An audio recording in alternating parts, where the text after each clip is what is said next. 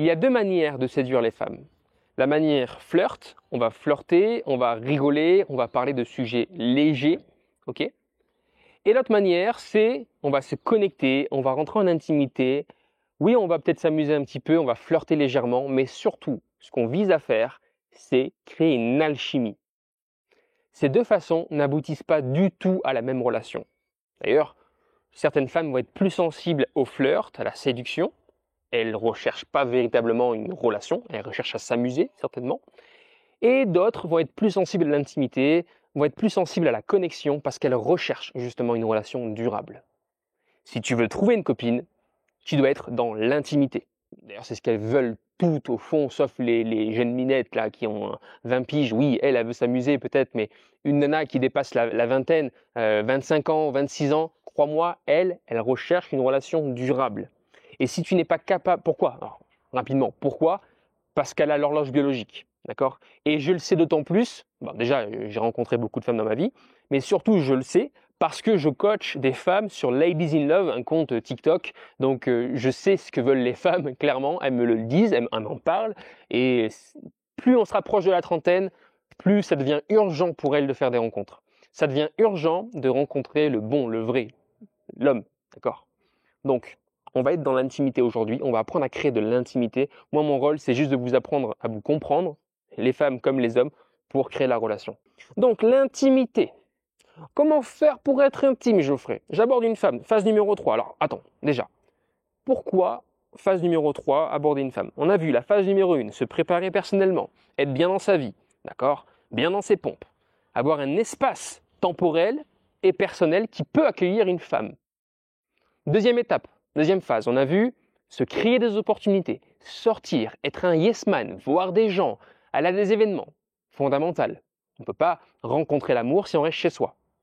À moins de scroller sur Tinder, mais tu sais, là, c'est pas l'amour qu'on rencontre. C'est plutôt les relations superficielles où on fait du fun, on se séduit, on se tourne autour, mais est-ce qu'on arrive à solidifier la rencontre? Oui, c'est possible, mais tu restes remplaçable. À t'as rencontré sur Tinder, encore une fois, tu n'es pas magique. À ses yeux, tu n'es pas magique. Nous, ce qu'on veut apprendre à faire, et surtout parce qu'on veut du choix, on ne veut pas que l'algorithme décide pour nous, on veut du choix. Ce qu'on va apprendre à faire, c'est faire des rencontres dans la vraie vie. Ok? Dans la vraie vie, comment on fait pour créer l'intimité? Donc, on va voir aujourd'hui comment aborder une femme en créant de l'intimité. Premièrement, mon cher ami, il va falloir sourire. Il va falloir arriver dans la rencontre, peu importe le cadre, hein, peu importe le contexte, dans un bar, dans la rue, dans un parc, dans un train, peu importe. Il va falloir, dès le premier contact visuel, sourire. Tu n'as pas le choix. Malheureusement, si tu n'es pas trop à l'aise avec toi-même, si tu es un peu déstabilisé par les femmes, tu n'as pas confiance en toi, bref, tu n'as pas respecté la phase numéro 1 qui consiste à devenir un homme confiant, totalement confiant, indépendamment des autres, indépendamment des femmes, tu ne pourras pas sortir ton meilleur sourire. Tu vas être paralysé, tu vas être gêné, tu vas être mal à l'aise en fait. Et c'est normal.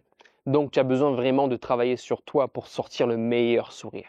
Donc tu vas sourire, mais déjà tu as eu un contact visuel. Tu montres que tu es à l'aise avec l'idée de parler aux gens. Le sourire, c'est exactement ça.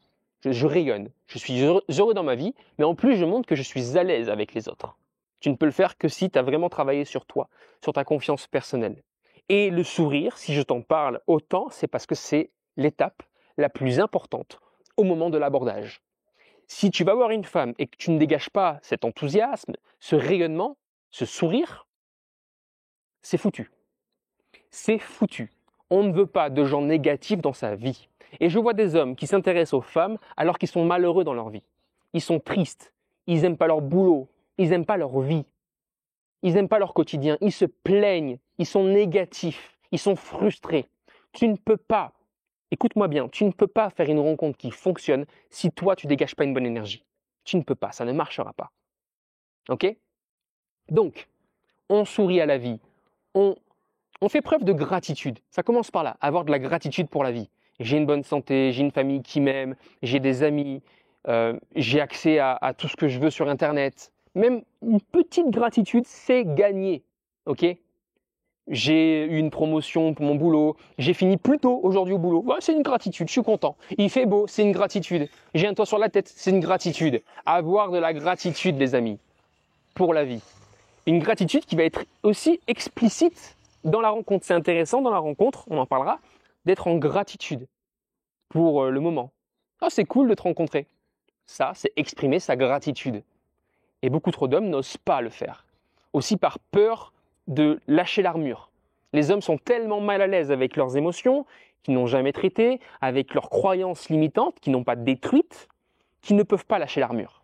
Ils ne peuvent pas être eux-mêmes dans la discussion et dire simplement « c'est cool de te rencontrer ».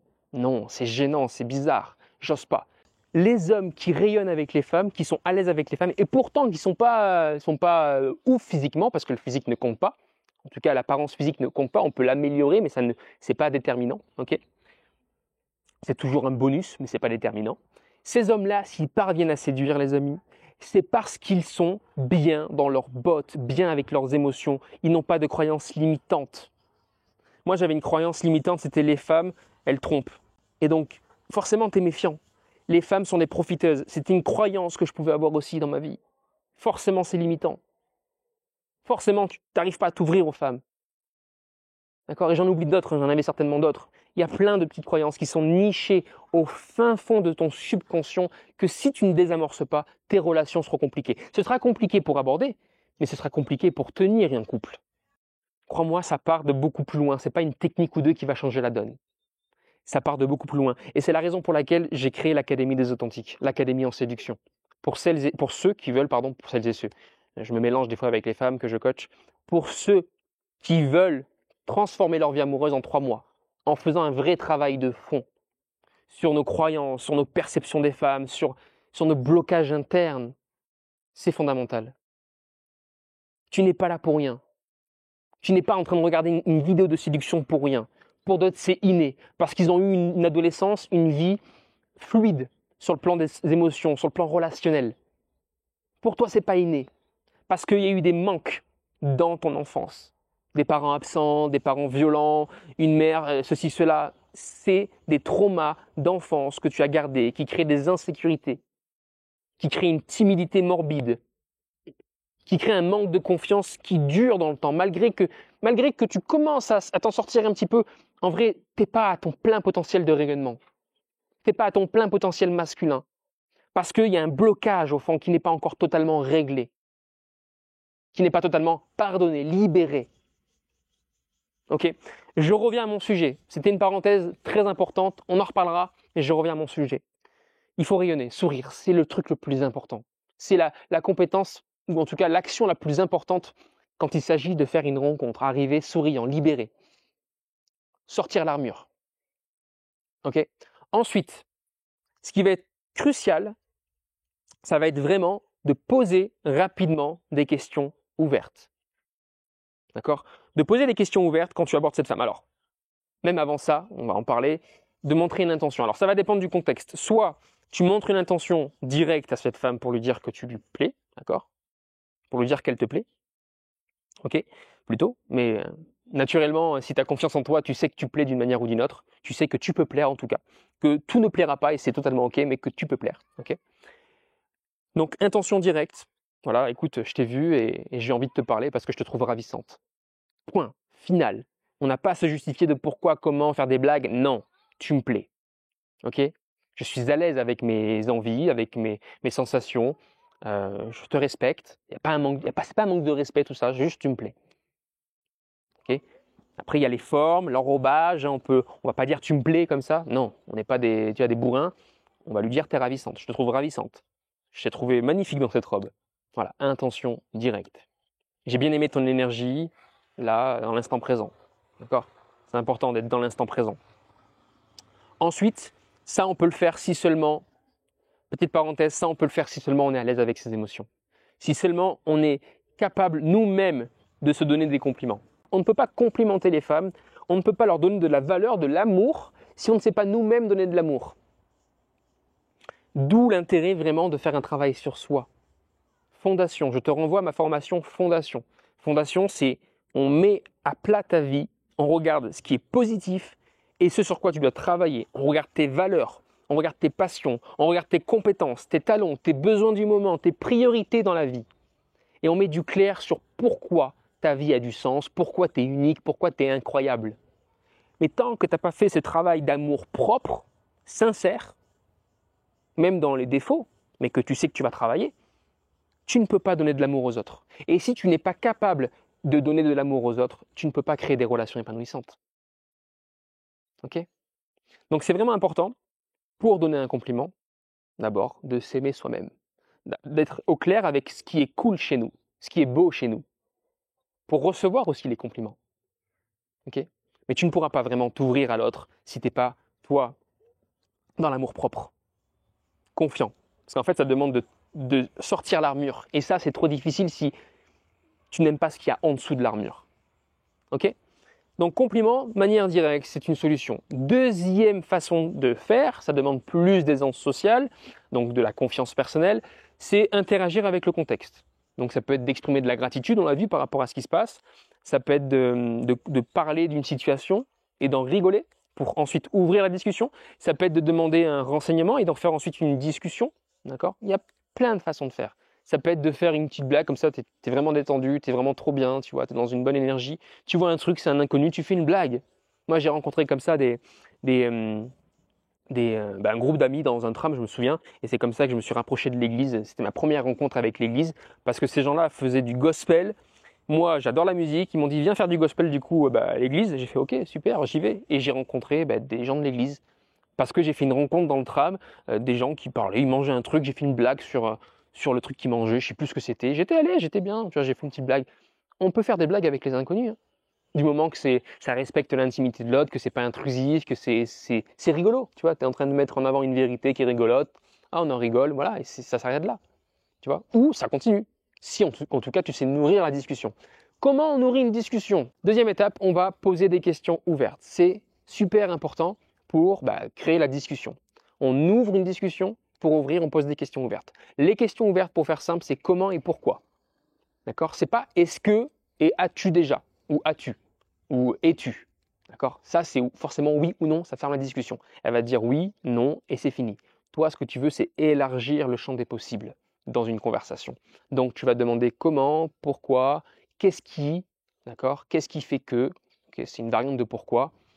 Et c'est important si tu veux ouvrir la discussion. Okay ? Tout ça, je te l'apprends dans l'académie. Il y a plein d'autres techniques, plein d'autres méthodes de stratégie pour créer cette intimité, pour créer cette relation. Mais on veut vraiment élargir la discussion. Et ensuite, à travers ce qui se passe, on va aller sur des sujets plus fun, on va flirter aussi, on va créer de l'intimité davantage. Bref, on va rester sur ces trois facettes, d'accord ? Ces trois dynamiques de conversation dans une rencontre amoureuse, le fun, le flirt et l'intimité. Mais ce qui compte le plus, je te le rappelle, c'est l'intimité. C'est l'intimité, vraiment. Être intime avec une femme, parler de son univers, s'intéresser à ses passions, s'intéresser à son métier, pourquoi tel métier, et qu'est-ce qu'elle envisage après dans le futur. Tu vois, on va faire du passé, présent, futur. Dans le passé, comment c'était dans ta vie ? Dans le présent, qu'est-ce que tu fais maintenant ? Et dans le futur, comment tu te vois ?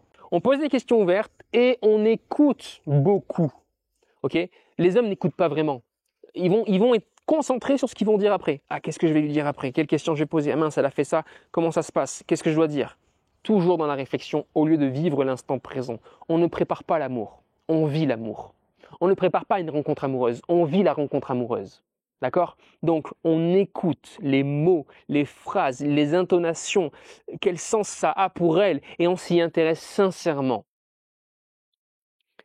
Chaque mot peut être relevé avec une petite question ouverte. C'est-à-dire, quand tu dis ça, qu'est-ce que tu entends par là ? Qu'est-ce que tu aimes là-dedans ? On ouvre. Qu'est-ce que tu aimes le plus ? On ouvre la discussion, s'il vous plaît. Ne fermez pas la discussion. Ça demande d'être à l'aise avec le fait de créer de l'intimité. Souvent, on n'ose pas faire ça parce qu'on se dit « Non, mais je ne vais pas poser une question de telle sorte, c'est trop intime, c'est trop tôt. » Non, tout ça, c'est dans ta tête. Si tu es à l'aise avec toi-même et cette femme, avec tes croyances, voilà, tu as détruit toutes tes croyances limitantes, si tu t'aimes profondément, si tu aimes la situation, si tu es positif, si tu es rayonnant, les gens sont OK de s'ouvrir à toi, du moment que ça se fait étape par étape. Évidemment, il y a des phases, il y a des sujets qu'on va aborder plus ou moins tard. La politique, on va éviter. La religion, on va éviter. Ça va venir sur le tas, tout ça. D'accord? Mais au début, il y a tellement de sujets par rapport à cette femme. Il y a tellement d'univers à exploiter. Elle a un monde à raconter. Elle a vécu plein d'expériences, cette femme. Tu dois t'y intéresser. Et en ce sens, tu vas te connecter. Parce que tu vas aussi parler de toi. Et oui, les amis. Une fois qu'on a ouvert la discussion, tu te doutes bien qu'on ne va pas faire que poser des questions. Si on pose des questions ouvertes systématiquement, bah clairement, on devient un peu celui qui interroge et puis elle répond. Et puis c'est une dynamique qui est pas très constructive. Donc on va laisser de l'espace. Si on voit qu'elle s'intéresse à nous, c'est l'opportunité de parler de nous. Sinon, on ose parler de nous. Et oui, et ça c'est quelque chose que les hommes ne font pas forcément. Les hommes vont souvent jeter la patate chaude comme ça, voilà, tiens, une question et puis réponds. Comme ça, moi je travaille pas trop, j'ai pas à réfléchir, je réfléchis pendant ce temps-là à ma prochaine question. Non, non, non, non, non. Quand tu poses une question, tu écoutes les réponses, et en fonction des réponses, ben, tu interagis avec elle.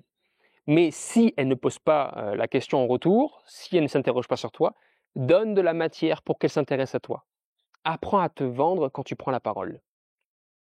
Donc, comment faire? Tu vas utiliser les car, les parce que et les quand. Quand je fais ça, j'adore faire ça parce que ceci, cela, car j'ai fait ça dans ma vie, fut un temps, et puis ensuite j'ai fait ça, mais j'ai adoré ça parce que ceci, cela, etc. Ah, ce que tu dis, ça me fait penser à ça quand j'ai fait ça, etc. Ah, c'est marrant parce que moi, quand j'étais petit, je faisais ça, etc., etc., etc. En fait, tu ne dois pas avoir peur de parler de toi. Tu ne dois pas avoir peur de t'ouvrir à cette femme. Elle repartira avec de l'info sur toi. Si ça crée une relation, ben, elle te connaîtra mieux et tu auras créé une intimité avec elle.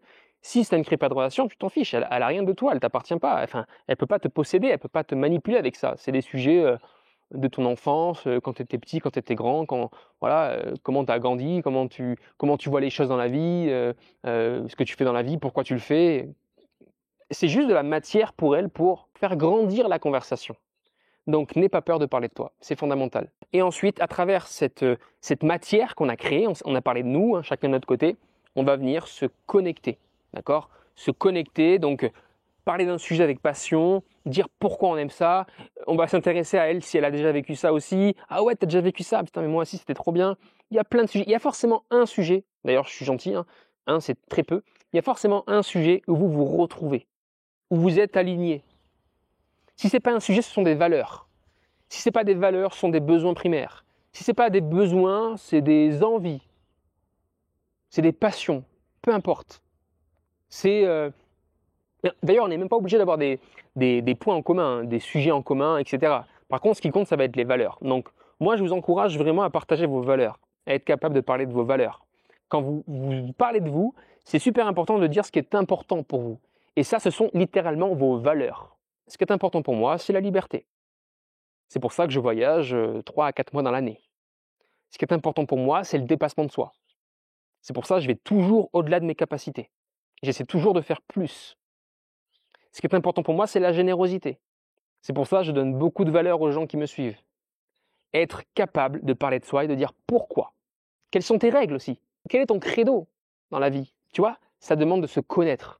Et beaucoup d'hommes ne se connaissent pas suffisamment pour pouvoir s'exprimer. Ils cherchent à être social. Moi, je veux être social, je veux parler à des gens, je veux pouvoir répondre, avoir de la répartie, savoir me défendre, avoir les armes, les outils. Mais les outils viennent après la connaissance de soi.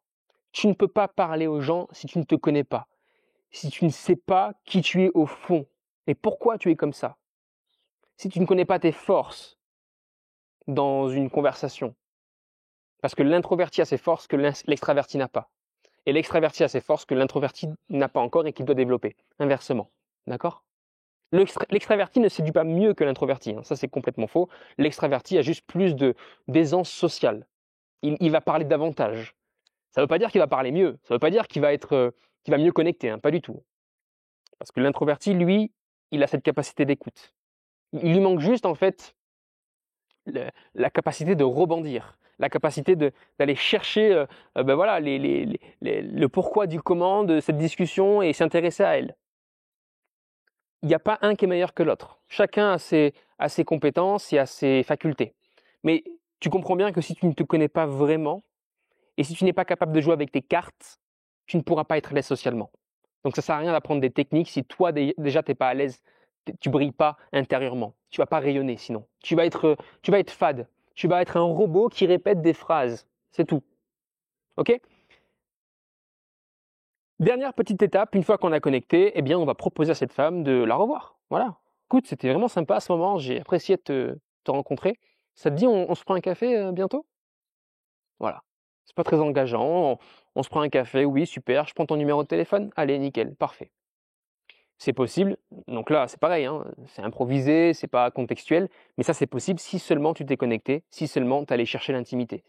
Si tu as juste été dans le jeu, tu as juste joué, tu as juste été, tu vois, le bon séducteur qui s'amuse, qui taquine, en fait, il n'y aura pas de sérieux dans la rencontre. Elle va se dire, ouais, bon, je donne mon numéro de téléphone, mais c'est pas vraiment engageant, c'est pas très grave en fait.